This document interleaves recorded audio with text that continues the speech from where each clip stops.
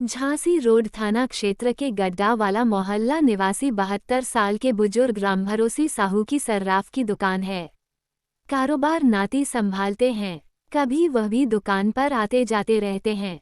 नाती लेट हो जाने पर उन्होंने दुकान खोली। थोड़ी देर बाद उनकी पत्नी भी दुकान पर आ गईं। थोड़ी देर बाद युवक ग्राहक बनकर आया। बोला, चांदी की हाय दिखाओ। थोड़ी देर बाद दूसरा युवक भी हाय खरीदने के लिए आया। दोनों को चांदी की हाय चाहिए थी, इसलिए उन्होंने वह डिब्बी ही उठाकर उनके सामने रखी दी, जिसमें चांदी की हाय रखी हुई थी। युवकों ने हाय उलट पलट की फिर और अच्छी हाय दिखाने की बातों में उलझाया। इस दौरान सोने की हाय भी दिखाने के लिए कहा। उनकी बातों से वह नहीं समझ पाए कि दोनों चोर हैं। नजर बचाकर बदमाशों ने सोने की हाय की डिब्बी उठाकर छुपा ली। उसमें 2 लाख रुपए कीमत की करीब 40 ग्राम वजनी हाय थीं। चोरी का शक नहीं हो इसलिए 100 रुपए में चांदी की हाय खरीदकर फरार हो गए। जब उन्होंने ने सामान काउंट किया तो वहां कम था। सीसीटीवी कैमरे चेक किए तो दोनों चोर चोरी करते नजर आए, जिसकी शिकायत उन्होंने थाने पहुंचकर की।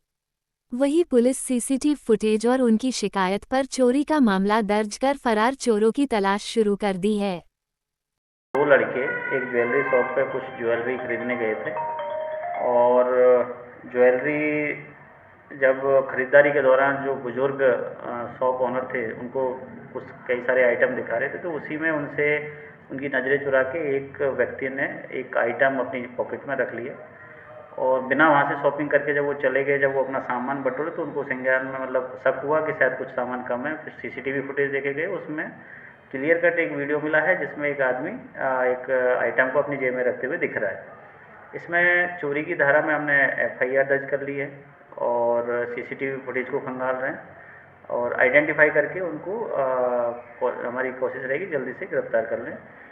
इससे बड़ी बात जो पूरे मैं बिजनेस कम्युनिटी को देना चाहता हूँ कि जब कभी इस तरह के ग्राहक होते हैं, क्योंकि ऐसा पहले भी हो चुका है जहाँ ऐसे नज़रें चुरा के चोरी हो गई हैं, ऐसे केस में कम से कम दुकान पे 2-3 एम्प्लॉय रहें जो एक आइटम्स को अगर कोई दिखा रहा है तो दूसरा कम से कम ग्राहक पे नज़र रखे ताकि इस तरह की घटनाओं का दोहराव नहीं हो।